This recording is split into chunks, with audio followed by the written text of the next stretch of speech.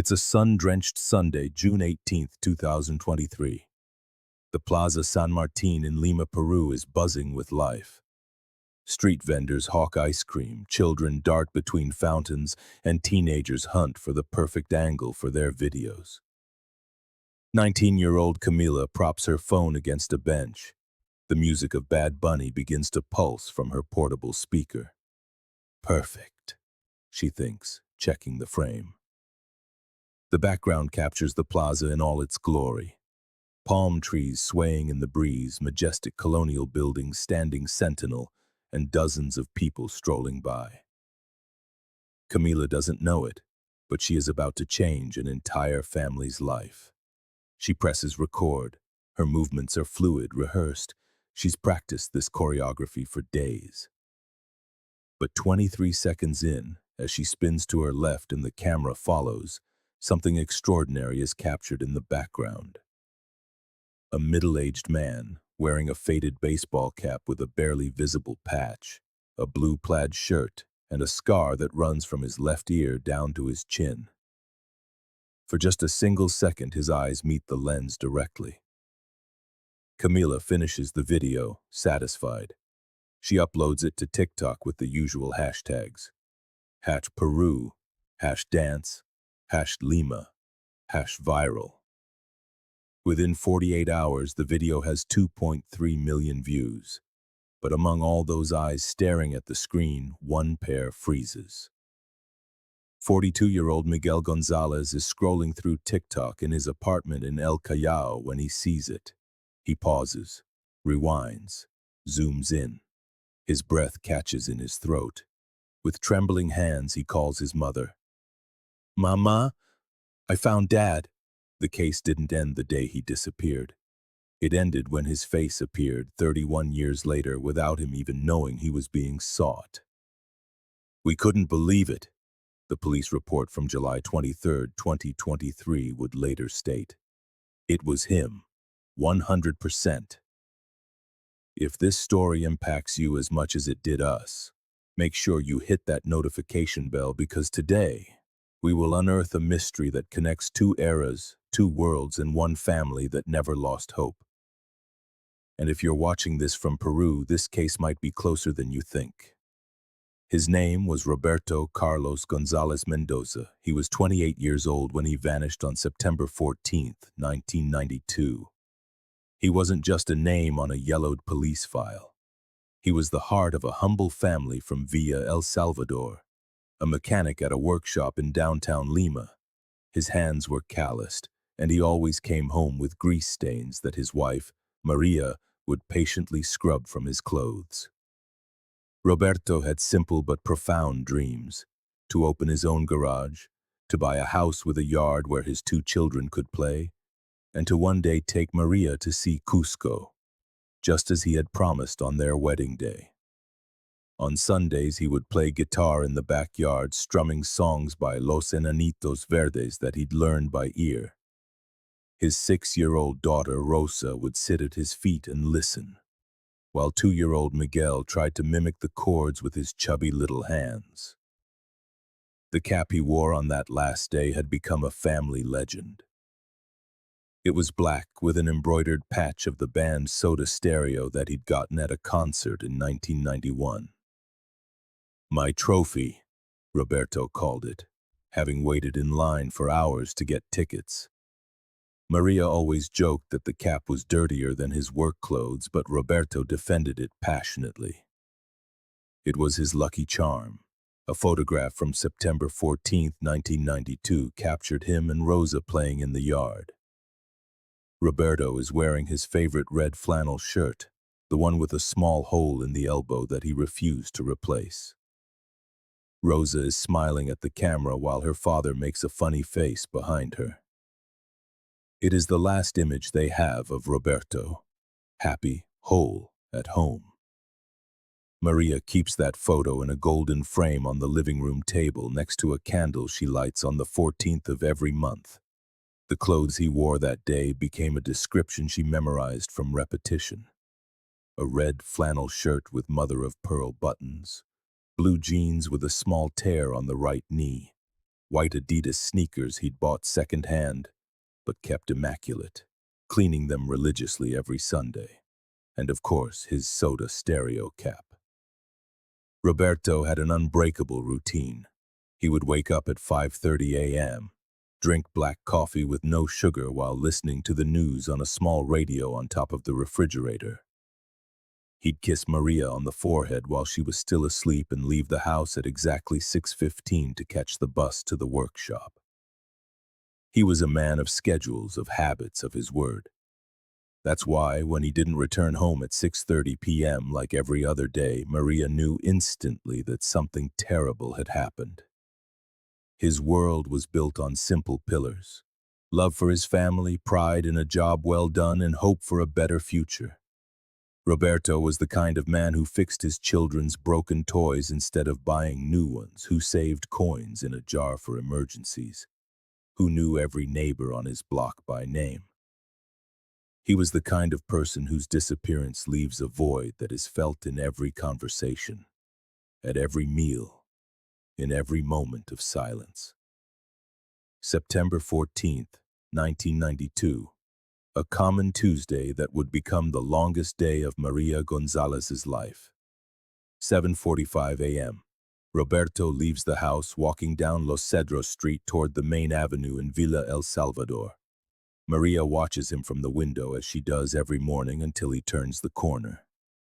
He's carrying his military green lunchbox, a souvenir from his army service, and in his back pocket his brown leather wallet with exactly 47 soles for the day.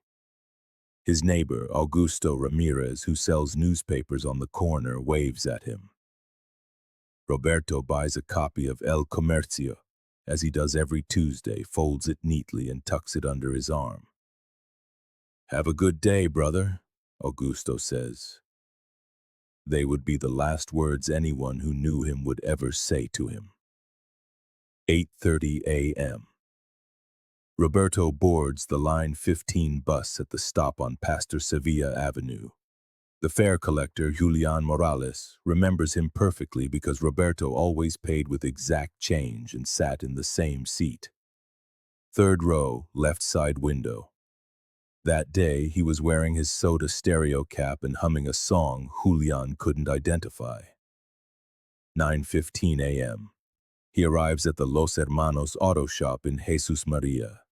His boss, Don Carlos Vega, notices Roberto is in particularly high spirits.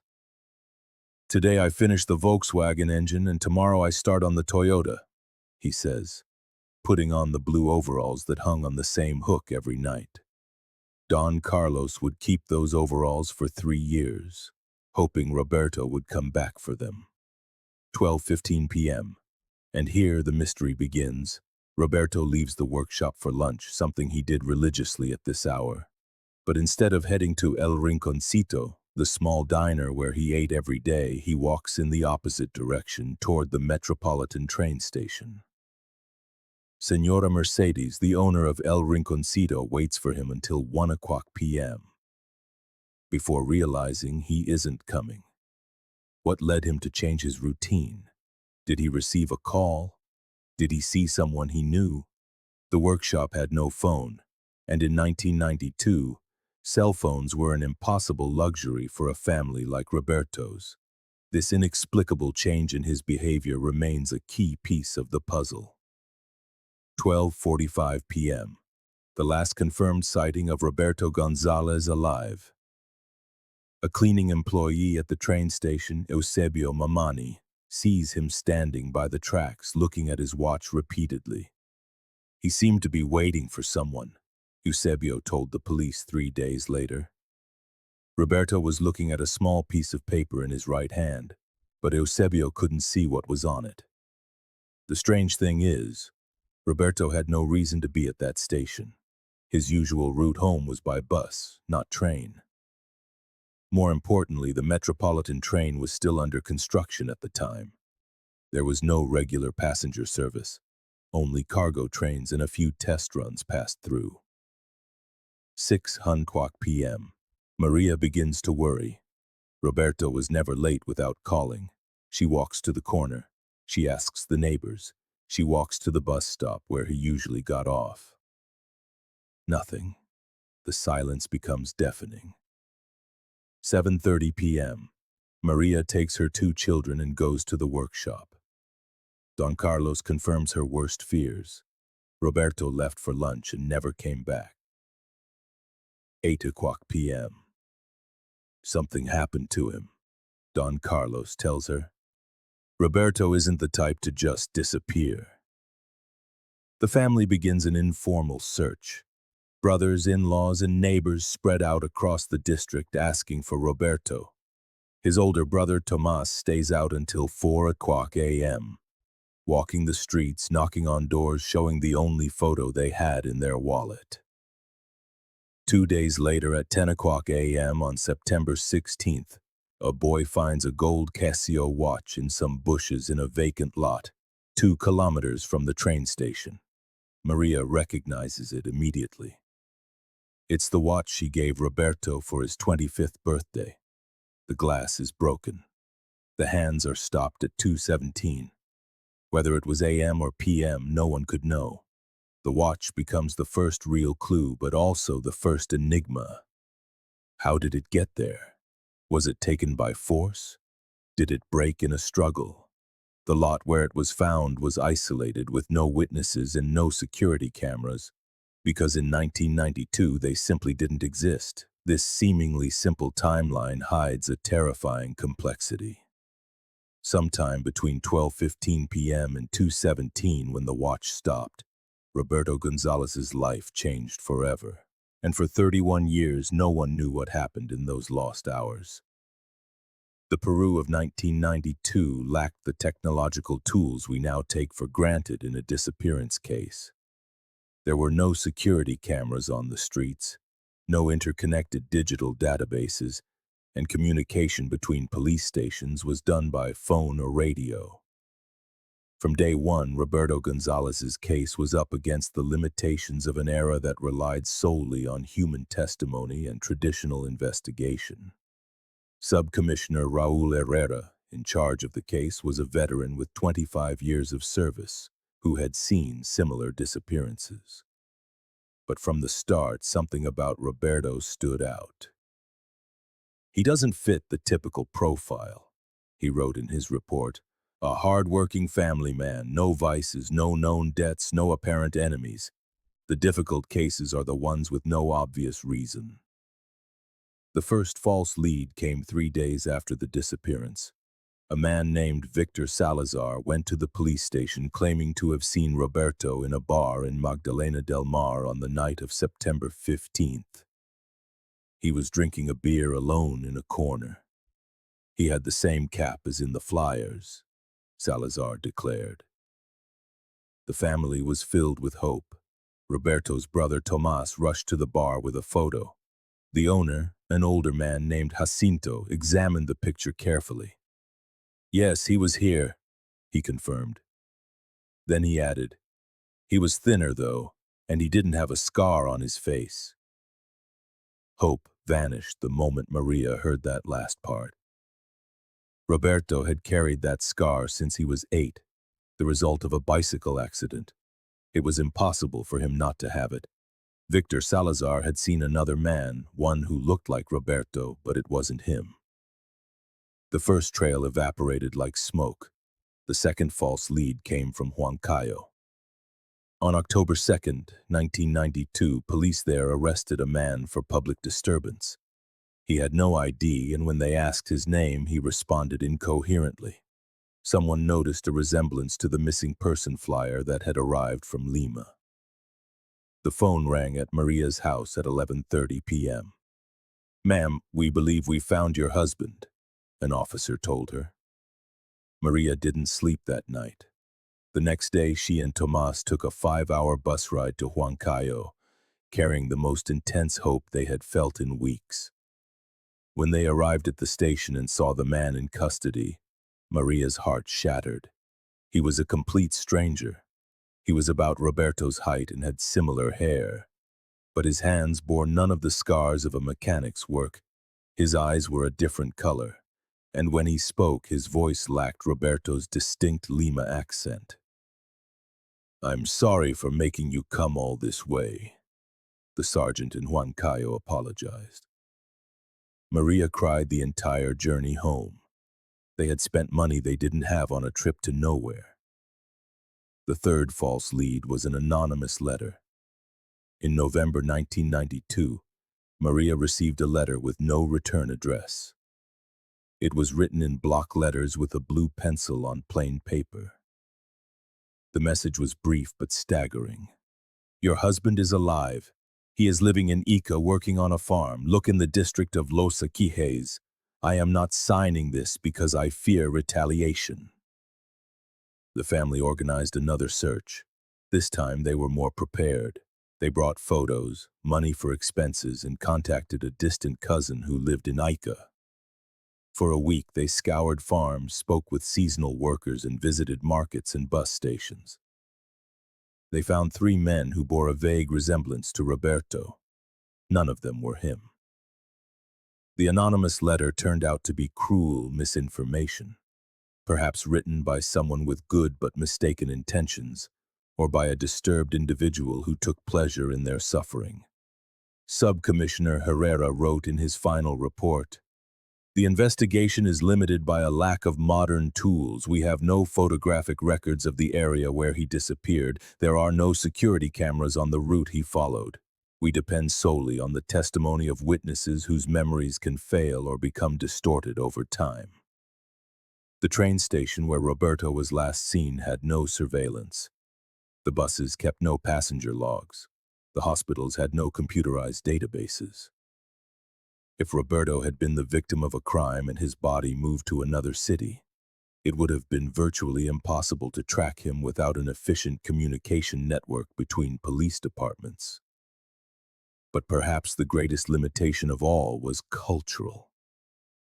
In 1992, an adult man who disappeared was often seen as someone who had simply left of his own free will. We're often told the husband just left with another woman, Herrera explained. People don't take these disappearances seriously until months have passed, and by then the trail is cold. And Roberto González's case was growing colder by the day. With no reliable witnesses, no physical evidence beyond the broken watch, and 3 false leads that had consumed precious time and resources, the investigation had reached a dead end. In January of 1993, the file was temporarily archived, not closed but relegated to a growing pile of pending cases. What his family didn't know was that somewhere, Roberto was still alive, and that it would take more than a decade for technology to catch up to a mystery that had begun in an analog world. What do you think really happened to Roberto that day at the station?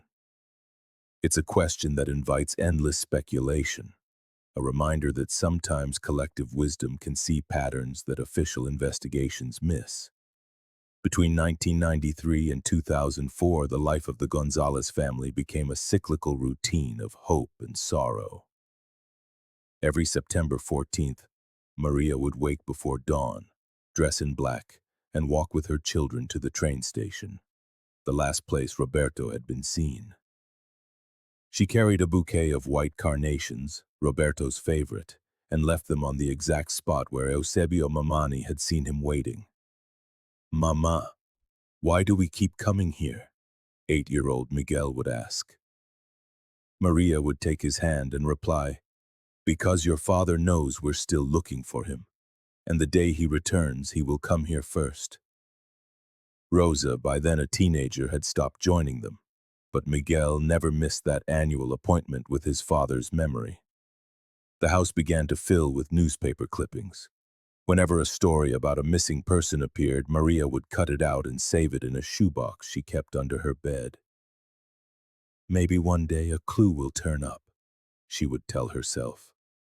The one shoebox grew to 3, then filled an entire drawer.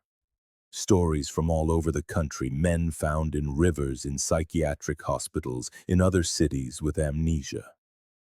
Maria called every phone number listed in the reports, just in case. In 1998, 6 years after the disappearance, Don Carlos Vega closed his auto repair shop, Los Hermanos. The economic crisis had been brutal, but before shutting the doors for good, he called Maria. "I have Roberto's tools in his overalls. I don't know if you want them." Maria went to pick them up that same afternoon. She stored the tools in a box in the garage. The overalls she hung in the closet next to the clothes Roberto had left behind. "I never washed those overalls," Maria would confess years later. "They still had his scent. It was the only thing I had left of him." The children grew up in the shadow of his absence. Miguel developed an obsession with fixing broken things, as if by mimicking his father's work, he could somehow bring him back. Rosa grew introverted, an excellent student, but with a tendency to pull away from those who loved her. "I'm afraid they'll leave," she told her mother on her 16th birthday. The year 2000 brought a glimmer of technological hope. With the new millennium and the expansion of the internet in Peru, Maria had a new idea. Her nephew Richard, who was studying computer science, helped her create Roberto's first digital flyer. A simple web page with his photo, a description of his clothes, and a contact number. "Now the whole world can see it," Richard explained. The page received 12 calls in its first year. None of them led to Roberto, but Maria felt she was finally using the weapons of the 21st century to fight a battle that had begun in the 20th. In 2002, the first television shows specializing in missing persons appeared. Maria wrote letters to all of them, sent photos, and even traveled to Lima to participate in one. The show, Magali Medina, dedicated an 8-minute segment to Roberto's case. That night, Maria's phone rang 23 times. 2 calls seemed promising. A man in Trujillo claimed to have worked with someone who looked just like Roberto, and a woman in Arequipa believed she had seen him in a market. Maria traveled to both cities. Neither lead materialized. In 2004, 12 years after the disappearance, Roberto González's file was officially archived. The new police chief, who had replaced Sub-Commissioner Herrera, explained the situation with cold bureaucracy. "Ma'am, we have exhausted all lines of investigation. Without new, concrete leads, we cannot keep the case active." Maria left the station feeling as though they had buried Roberto for a second time. That night, for the first time in 12 years, she couldn't sleep. Not from hope, but from utter despair. But there was something Maria didn't know. In 2015, a psychic named Esperanza Morales approached her after Mass at the parish in Villa El Salvador. "Ma'am, I don't know you, but I have a message for you. Your husband is alive. He lives near the sea in a city with many seagulls. He is confused, but he is alive." Maria had lost faith in psychics after 3 failed experiences in the 90s. But something in Esperanza's voice moved her. "How do you know about my husband?" she asked. "I don't know," Esperanza replied, "but his face appeared to me in a dream last night, and he told me to tell his family not to forget him." Maria cried the entire way home. Miguel, now 25, comforted her. "Mama, it's been 23 years. Maybe it's time to accept that Dad isn't coming back." "Never," Maria answered. "Until I see his body, I will continue to believe he is alive somewhere."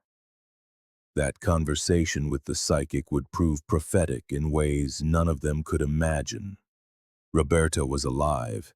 He was confused, and he did, in fact, live near the sea, but it would take nearly another decade for a young TikTok dancer, unknowingly, to return the hope they had kept alive for 3 decades.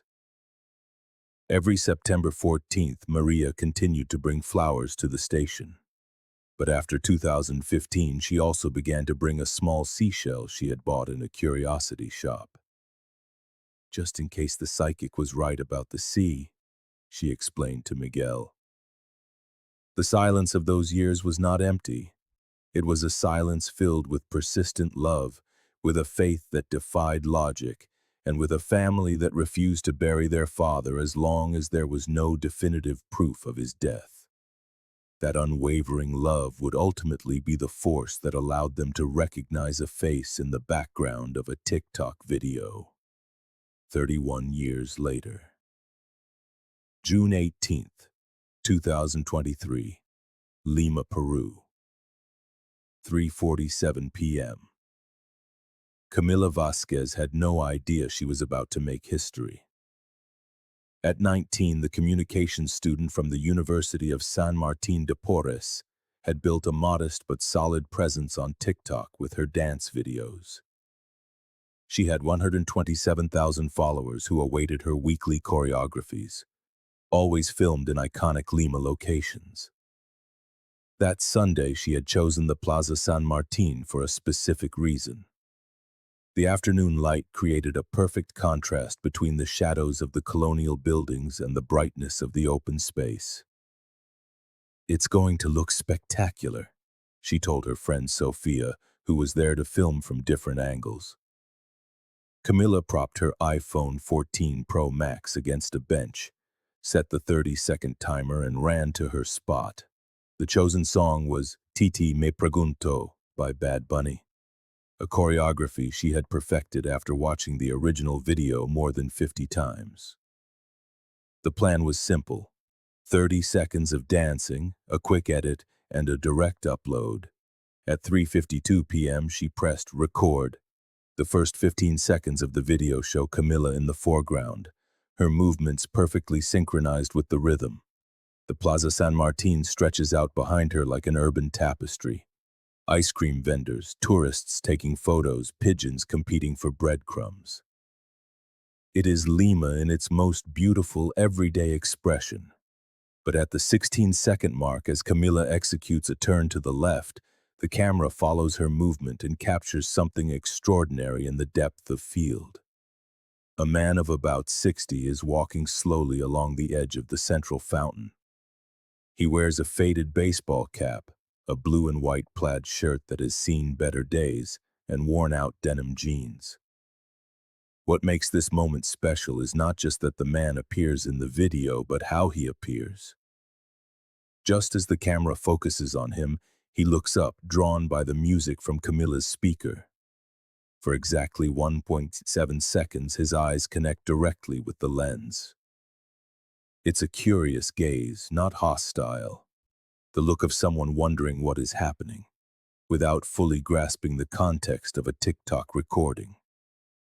The scar is clearly visible, an irregular line running from his left ear to his chin, as if drawn by an artist with a trembling hand. His cap, though faded by sun and time, still retains a small patch on the front that, while unreadable in the video, has the exact shape and size of the Soda Stereo logo. Camila finishes her choreography, noticing nothing out of the ordinary. "How did it look?" she asks Sophia, reviewing the footage on the small phone screen.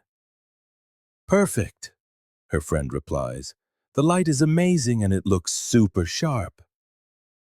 At 4:15 p.m., Camila uploads the video to TikTok. The hashtags are her usual. #LimaPeru, #DanceTikTok, #BadBunny, #Plaza San Martin, #viral, #4you. The caption is simple: "Perfect Sunday for a dance in the center of Lima. Dance mood." In the first 2 hours, the video accumulates 15,000 views, 800 likes, and 23 comments.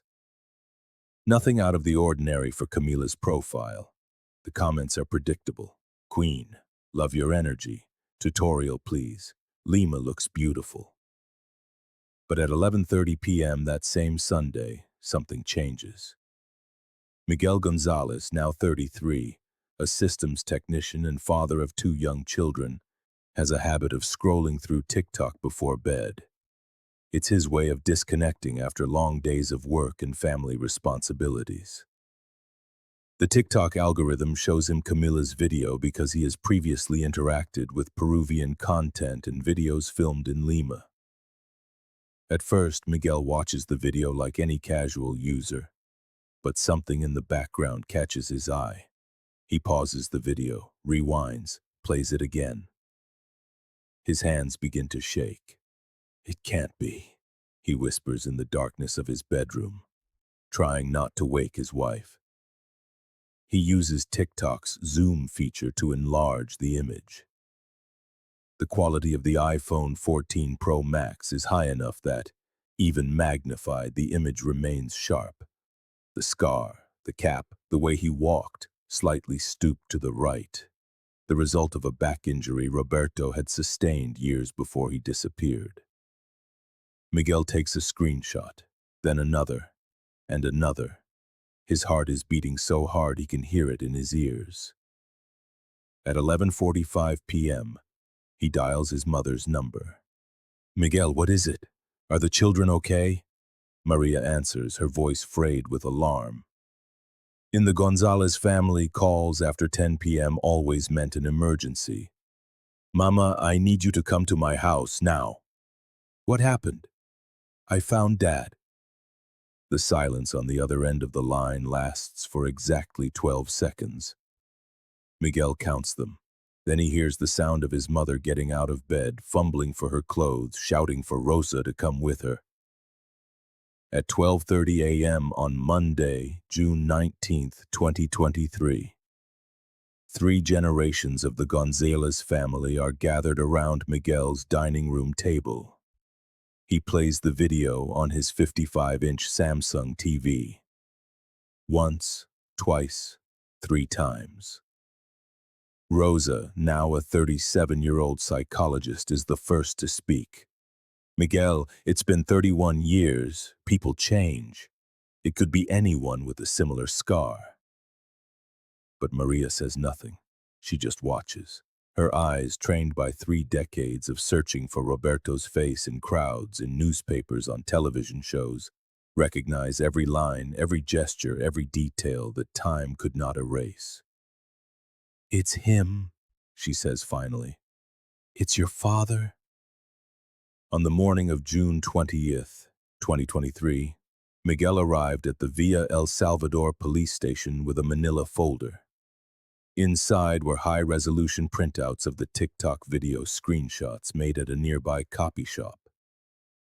The desk sergeant, a young man who hadn't even been born when Roberto disappeared, listened with professional skepticism. "Sir, I understand your family's situation, but we need more than a social media video to reopen a case that's been archived for 19 years, Sergeant Torres explained. Miguel had anticipated this reaction. "Sergeant, the video has metadata. We know exactly where and when it was filmed, and we now have facial recognition technology that didn't exist in 1992. The word metadata changed everything. Sergeant Torres called Captain Vargas, who had heard of the González case from his predecessor. "If the family is willing to cover the cost of the analysis," he told the sergeant, "we can give it a try." June 22nd, 2023.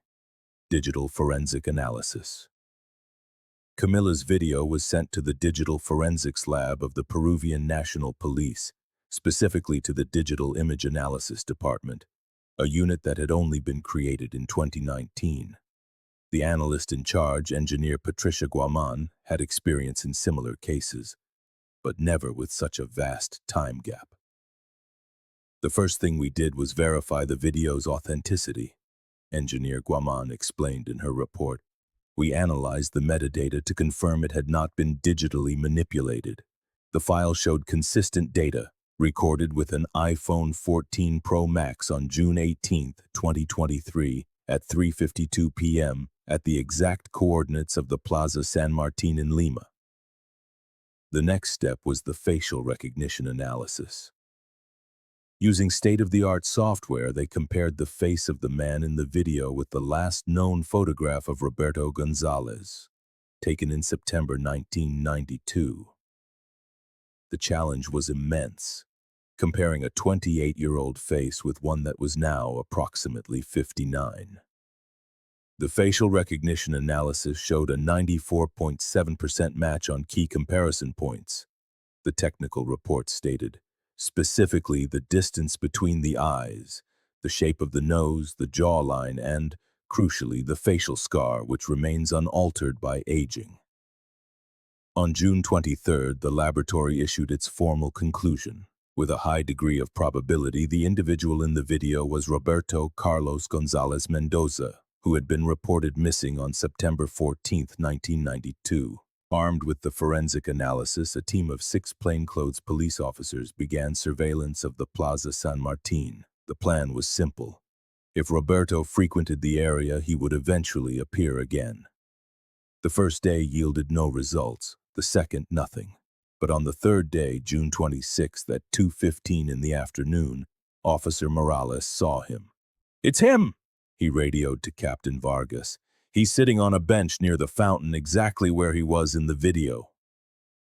The protocol for approaching a person who has been missing for decades is delicate. They didn't know if Roberto had lost his memory, if he had been a willing fugitive, or if he was the victim of some trauma that a sudden approach could worsen. Captain Vargas moved slowly. "Excuse me, sir. Could I speak with you for a moment?" Roberto looked up. His eyes showed neither recognition nor fear, only a kind of automatic courtesy. "Yes, officer. How can I help you?" "What is your name?"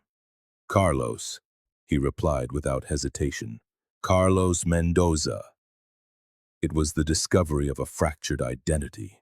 During that initial conversation, it became clear that Roberto only partially remembered who he was.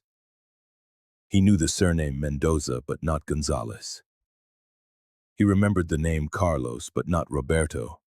And when they asked about his family, his face clouded with confusion. "I have a family," he said, "but I don't know where they are. Sometimes I dream of a woman smiling at me and children running in a yard, but when I wake up, I can't remember their faces." Most revealing was his reaction when they mentioned the cap he was wearing.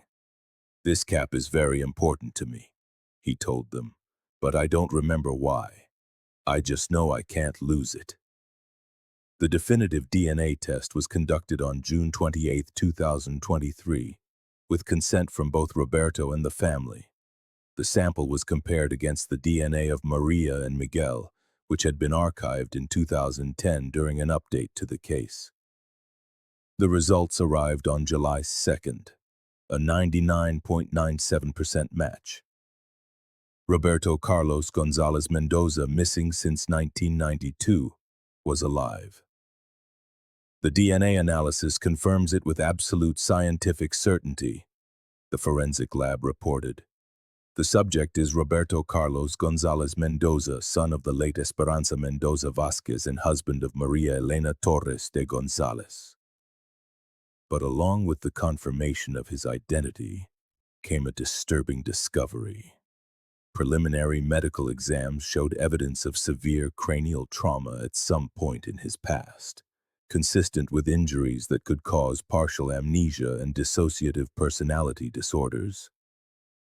"The patient shows signs of having suffered a severe traumatic brain injury," wrote Dr. Carmen Silva, the neurologist in charge of the case.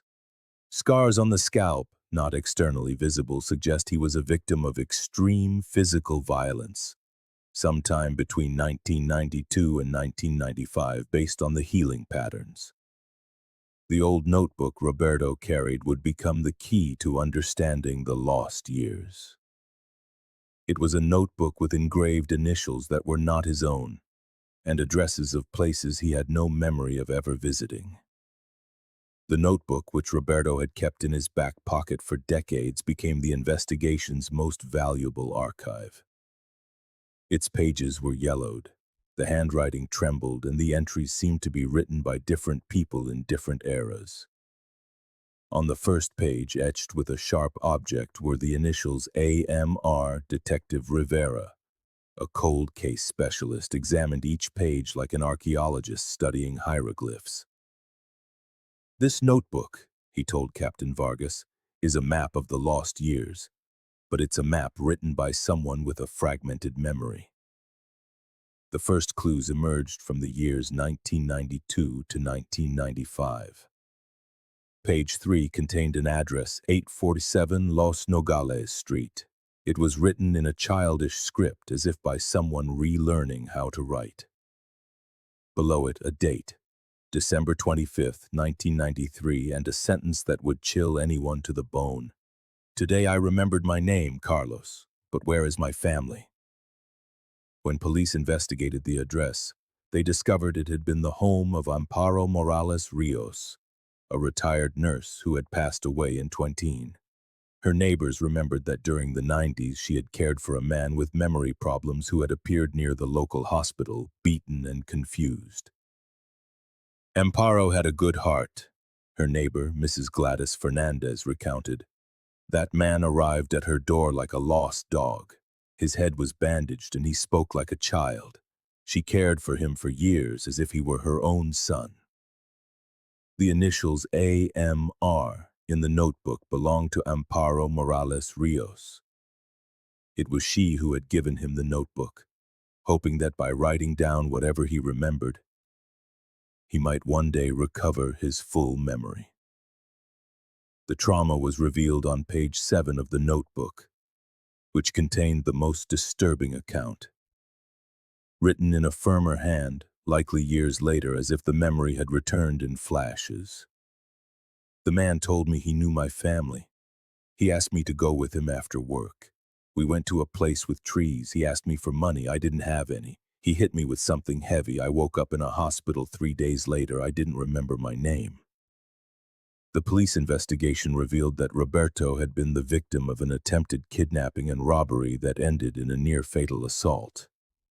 The attacker, according to research conducted in 2023 using modern databases, was likely Augusto Ramirez Cáceres, a criminal with a history of extreme violence who had died in 1995 during a shootout with police. Ramirez had a specific MO, Detective Rivera explained. He would wait for lone workers at public transport stations. He'd tell them he knew their families to gain their trust, then lead them to secluded areas to rob them. There were at least 6 similar cases reported in 1992 and 1993. The broken watch found back in 1992 finally made sense. Roberto had been attacked at 2:17 p.m. on September 15, 1992. The impact had been so severe it fractured his skull, causing a brain injury that erased his long-term memory. The middle pages of the notebook revealed a life of urban survival from 1995 to 2010. Addresses of shelters, names of people who had given him temporary work, notes on where to find food. Roberto had lived on the streets for years, occasionally sheltered by charities and people like Amparo. An entry from February 1998 read, "Today I worked loading boxes at the market. Mr. Tomas gave me 10 soles and an empanada.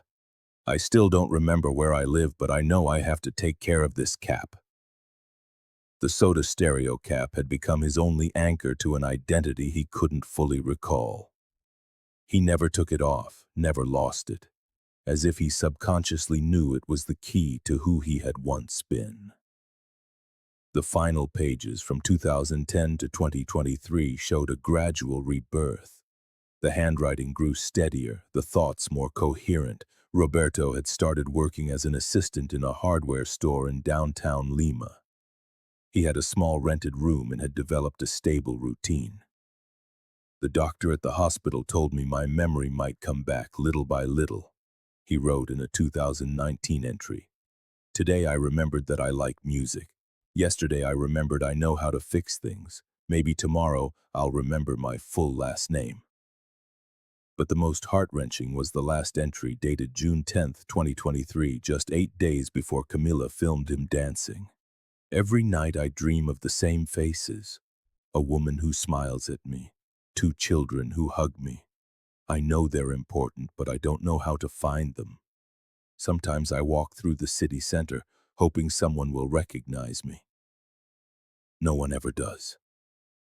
Roberto had been searching for his family just as they had been searching for him. The difference was he didn't remember their names, didn't know where they lived, and was relying on a damaged memory that gave him only fragments of his former life. The investigation concluded that Roberto had been the victim of a violent crime that had stolen not only his belongings but his identity and his family. For 31 years he had survived with a shattered memory, unaware that his loved ones had never stopped looking for him. What you are about to discover is more unsettling than you can imagine. Roberto had not only lost his memory, but he had developed survival mechanisms that allowed him to live a completely new life, while his family mourned his absence in another part of the same city. On July 15, 2023, exactly 31 years and 1 month after his disappearance, Roberto Carlos González Mendoza was reunited with his family in a private room at the Villa El Salvador police station. There were no dramatic embraces or cinematic tears. There was something deeper, more complex into the gradual recognition between strangers who had once been intimate. Maria, now 64, approached Roberto slowly. "Do you remember me?" she asked, her voice trembling. Roberto looked at her for a long moment, studying her face as if it were a book in a language he had forgotten but was beginning to recall. "You're the woman from my dreams," he finally said. "Literally. For years, I've dreamt of your smile." Miguel and Rosa watched from a distance, processing the complexity of the situation. This man was their biological father, but he was also a stranger who had lived a parallel life for decades. Rosa, with her training as a psychologist, understood that the process of reconnection would be long and delicate. "We can't expect everything to go back to the way it was," she had explained to Miguel earlier.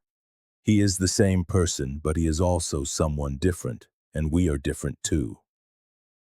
From a legal standpoint, the Roberto González case presented a unique challenge.